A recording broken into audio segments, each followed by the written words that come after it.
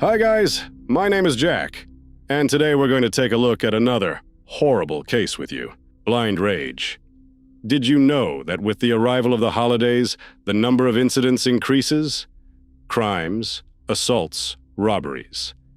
During Christmas and New Year holidays, law enforcement officers register hundreds of crimes. What is this fact connected with? Firstly, the celebrations are accompanied by mass consumption of alcohol. People lose the measure of drinking and accordingly erase the established boundaries of behavior. Even those who have not committed atrocities before lose control. The list can also be supplemented by those who have mental deviations.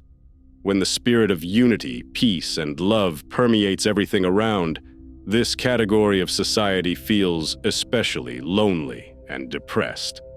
By committing criminal acts, sociopaths compensate for their moral state. In this way, they resolve accumulated internal and external conflicts. On January 25, 2022, the funeral of 26-year-old Elle Edwards was held at St. Nicholas Church in Wallasey, Merseyside, England.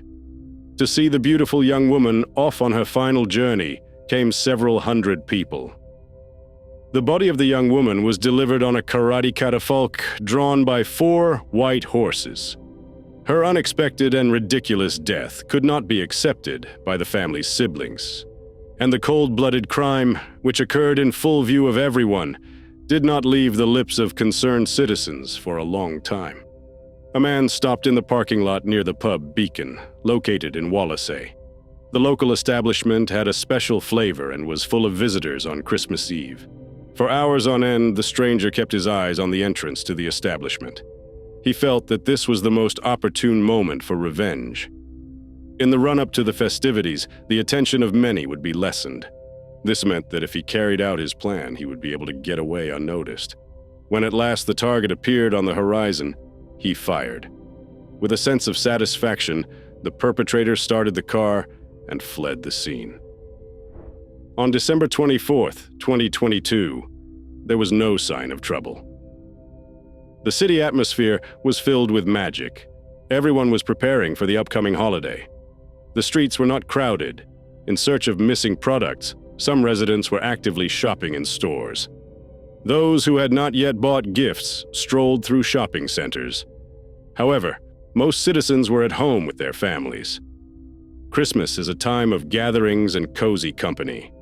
The Edwards family was also involved in the pre-holiday hustle and bustle. In addition, everyone was waiting for Lucy, one of the daughters of the family.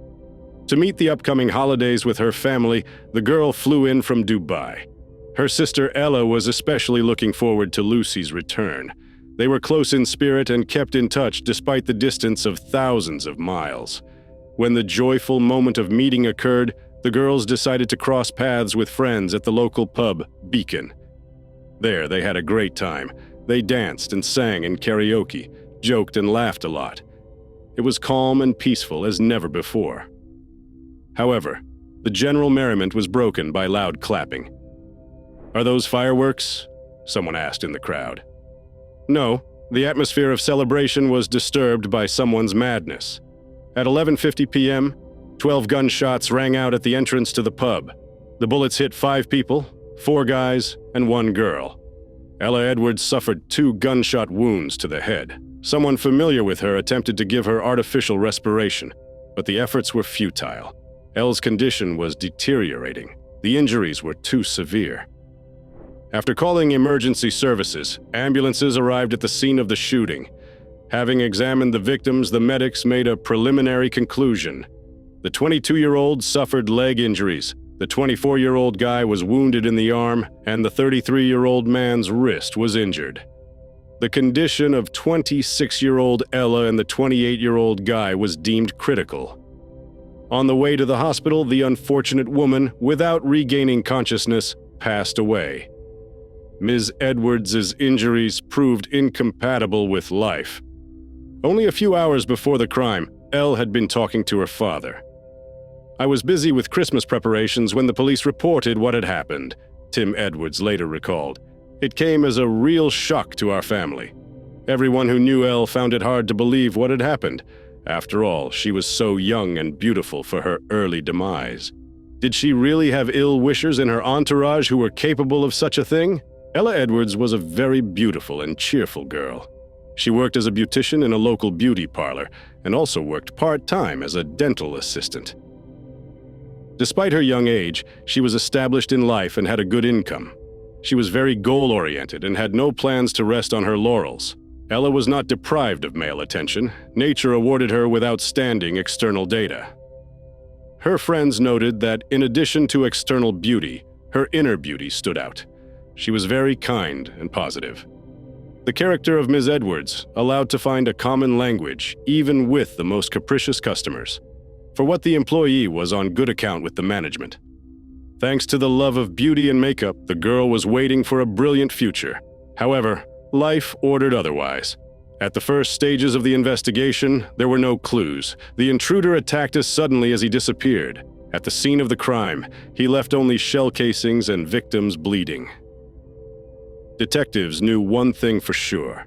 The attack was planned. Police needed time to determine if Ellie was the target of the attack or was a random victim. For the most part, law enforcement officials were leaning toward the idea that the girl was among the victims by accident. Detectives interviewed the victim's family to get a better understanding of the victim's personality and the specifics of her life. All spoke positively about the girl and frankly did not understand that someone could have attacked her intentionally. From their words, the deceased had no enemies. Ella was very beautiful. Perhaps there would even be those who envied her or wanted to be close to her. However, it is unlikely that the crime occurred on the basis of envy or jealousy. The Edwards family's words reinforced the police's speculation. The fact is that recently in the city has become not uncommon cases of strife between rival criminal groups. Sometimes, as a result of their use of firearms, innocent citizens suffered. Afterwards, the victims and witnesses of the incident were interviewed. It took a long time to check cell phone service. Officers also recovered CCTV footage from the pub. The investigation was to examine them. The authorities also contacted the media. They called on people with information to help bring those responsible to justice. Above all, this involved providing video footage from mobile devices that had been taken on the night of the incident. Any of them could show the car in which the attacker arrived. City officials held a meeting with local residents. First and foremost, they wanted to support and reassure concerned citizens. The next goal the meeting had was to convince eyewitnesses to share the data they had. It was possible that someone might have seen the moment of the attack or even known the perpetrator.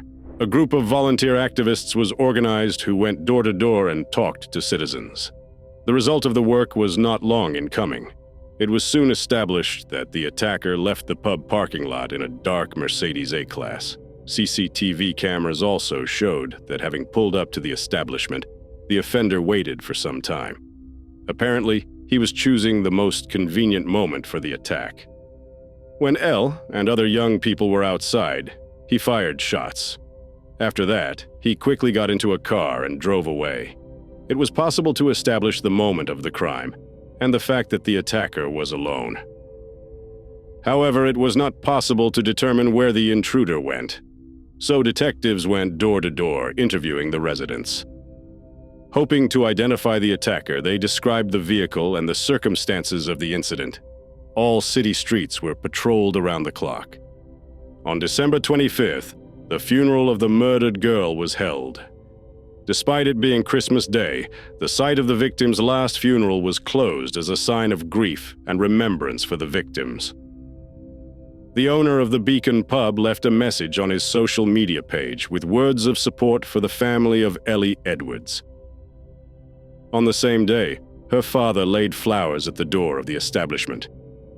"To my beautiful Elle, the light of my life.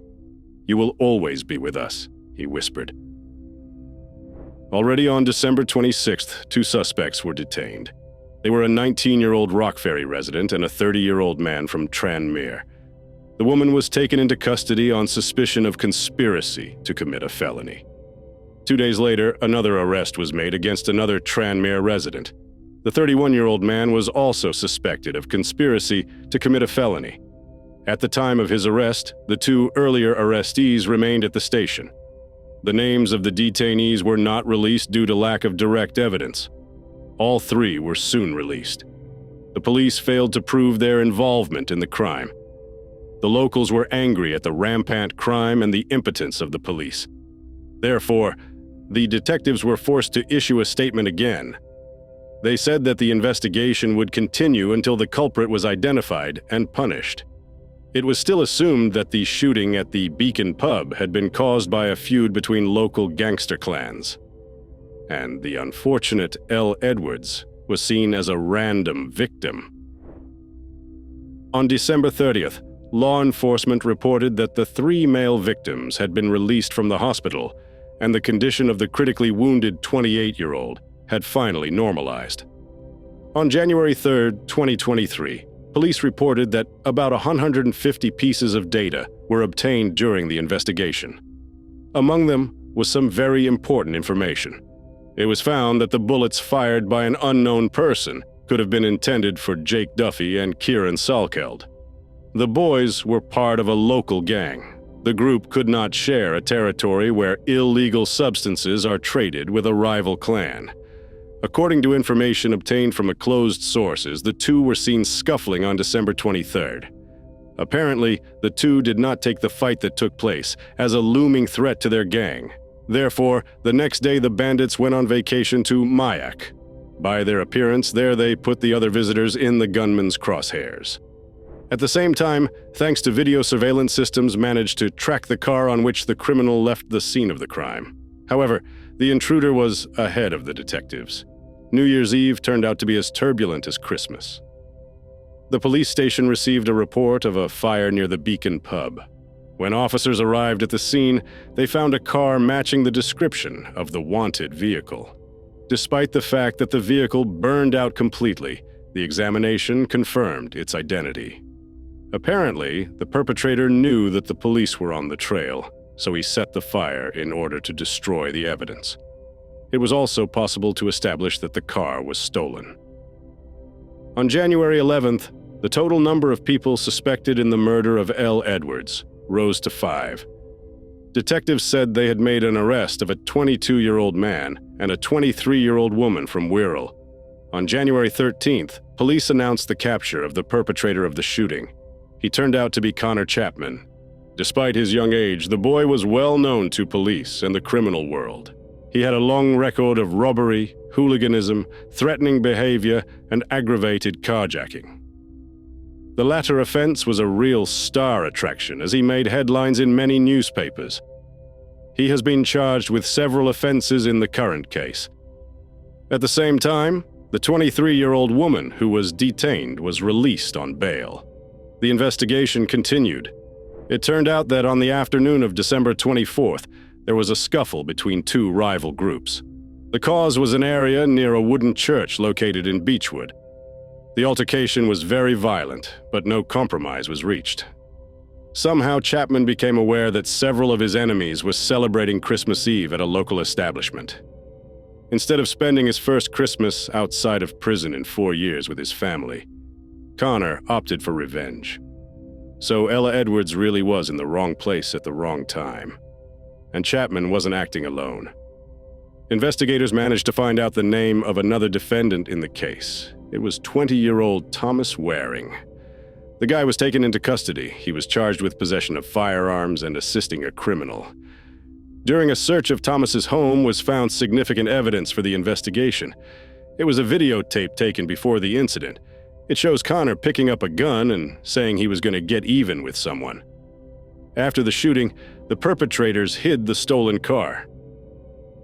Later, in order to confuse the investigation, they ordered a cab under an assumed name. At around 5 a.m., the criminals returned to the place where they had hidden the Mercedes. In order not to waste time eliminating traces, they decided to get rid of the direct evidence in the case. As for Connor Chapman's identity, it was criminalized from a young age. He was born in Birkenhead, Liverpool. He was raised by his grandparents. The boy was abandoned by his parents at an early age. Since the teenager studied poorly, he dropped out of school shortly before his exams. In general, Connor has always been a problem child. Therefore, special hopes for the guy did not lay on neither teachers nor relatives. Chapman committed his first crime, shoplifting, at the age of 14. In 2016, he committed a carjacking. In 2017, another theft was joined by possession of a controlled substance. For the past 2 years, Chapman has been under police supervision and had restraining orders. However, he was more than willing to violate them. He was eventually deemed a danger to the community, so they restricted his access to several parts of the city. In 2018, he violated the ban again. Connor was in a restricted area. He also had a knife and illegal substances on him. That same year, the public heard about him for the first time. His sorry excuse for stealing a car became an anecdote among the local population. 18-year-old Connor had no intention of getting on the straight and narrow. Last time he stole an Audi. When a patrolman on the streets of the city noticed the stolen car, he ordered the driver to stop. Chapman, however, had no intention of obeying the officer's instructions. With all his might, he pressed the gas. He only provoked a chase. Along the way, the guy committed other offenses on the road. He ended up crashing into a curb. The car was thrown sideways and spun around. As a result, the carjacker was forced to leave the cabin. After not traveling a great distance, the runner was caught. The patrol caught up with Connor in the bushes. In his defense, he said he was expecting a buddy. His phrase later became a catchphrase. At trial, the defense fiercely argued for Chapman's freedom. The defense argued that the guy was under the influence of bad company, and also claimed that he was diagnosed with ADHD and a number of other mental disorders. This report was issued by a private specialist during the trial. The lawyer insisted that Connor was innocent and needed to be released. Thus, he was sentenced to 8 months in juvenile prison. Upon release, he was also brought a driving ban.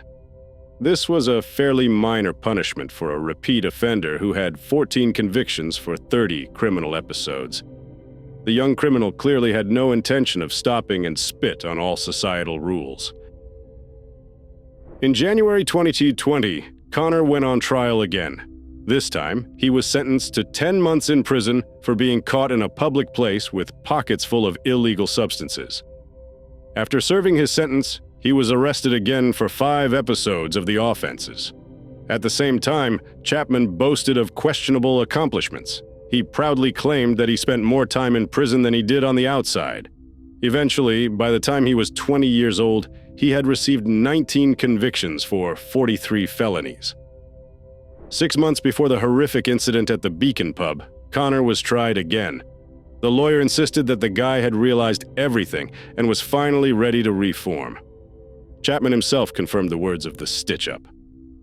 As mitigating circumstances, the lawyer cited the impending birth of Connor's girlfriend.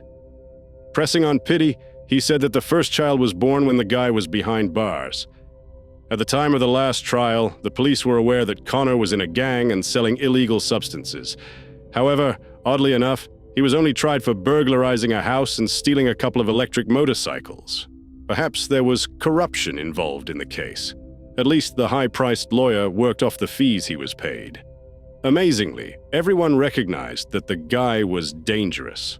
At one time, law enforcement officials even made a statement on television telling the public to be wary of Connor.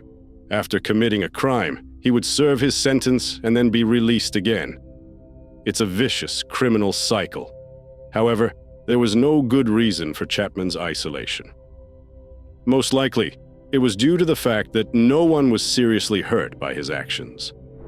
The public was extremely indignant about the gaps in the law. It appeared that nothing could be done with hardened criminals until they maimed someone or killed them. On June 13, 2023, the trial of Connor Chapman began at Liverpool Crown Court. 12 members of the Edwards family took part. Prosecutor Nigel Power announced what the defendant was charged with. Chapman pleaded not guilty to all charges. The fact that the guy was caught on CCTV footage, he tried to deny. Connor this time said that, on the night of the attack, he was at home wrapping presents. He was also evasive about the stolen car. At first, he denied stealing the Mercedes. Connor claimed that the car belonged to his gang. Later, he said that he had burned it because he had learned that one of his associates had committed a crime with the car. As sufficient evidence had been collected, his lie was obvious. The trial lasted 3.5 weeks. During this time, all the circumstances of the crime were established. The real reason for the shooting on December 24th in a local pub was rage and revenge, which Chapman could not control. In fact, he didn't care who got in the way at the time of the massacre of Jake Duffy and Kieran Salkeld, members of a rival gang. Prior to that, he had acquired a Scorpion submachine gun. The weapon could fire about 15 shots in less than 1 second. Connor jumped into the stolen car and drove to the beacon. Before firing the shot, he kept surveillance for 3 hours. In the meantime, the security camera captured Elle happily socializing with friends. She even left briefly to go into another pub before taking her sister Lucy home and returning again. At 11:47 p.m., the girl showed up outside again to have a smoke. To her misfortune, she found herself next to Chapman's targets. At this time, Connor was just in the parking lot. His long brown hair was visible on camera, as well as his face covered by a hood or balaclava. A short time later, as he heeled toward his car for further escape, he fired 12 shots. The resulting wound rendered Ella unconscious and fell on top of Salkeld. Thus, Elle Edwards received bullets that were not meant for her. After the attack, Connor was going to flee to Spain, but literally at the airport was detained by law enforcement officers. To cover their tracks, Chapman and Waring set fire to the car and got rid of the weapon, which, by the way, was never found. However, traces of Connor's DNA were found on one of the shell casings, which indicates that the defendant loaded the gun before firing it. During the search of his home, red gloves were found which were clearly visible on the pub's CCTV footage. They were also found to have his DNA on them. All of these facts linked Chapman to the massacre that took place. By the way, while the perpetrator was awaiting sentencing, both of his attack targets were behind bars. Before the jury of 5 men and 7 women went to discuss the verdict, Tim Edwards was given the opportunity to speak. He said he had been forced to view CCTV footage before the trial. "It's horrible to see your daughter die and not be able to prevent it. I will never forget it. Ellie was in the street with her back turned to her perpetrator," the father reported. He added that if the shots had come 6 inches up or to the side, his Elle would still be alive. Ella's father hoped the final verdict would be fair, and the perpetrator would never again be able to spend Christmas with his family on the loose. It took the judges 3 hours to come to a unanimous decision. On July 7, 2023, Connor Chapman was sentenced to life in prison with parole eligibility after 48 years. The Edwards family was happy that the cold-blooded criminal would be behind bars for the rest of his life. The convict cynically committed the crime and did not even think to repent of it. It was proved at the trial that the pub shooting was the culmination of a feud between the Woodchurch and Beechwood estate gangs on both sides of the M53. Thomas Waring was also found guilty of all charges against him. He was sentenced to 9 years in prison by the court the same month. Such a short sentence was probably due to the fact that the lad, unlike Chapman, had little criminal experience. The public was outraged. Innocent citizens were once again caught up in criminal disputes. They were even angrier that potentially dangerous gang members often served minimal sentences. Prohibitions, which are used by the courts as additional penalties, have little effect. This became particularly evident in the case of Connor Chapman. The lad was subject to a ban on being on the premises where the pub was located, as well as a ban on driving. To ensure the safety of the public, they proved ineffective. The death of Elle Edwards was proof of that. The incident highlighted the need for a review of the existing legal framework.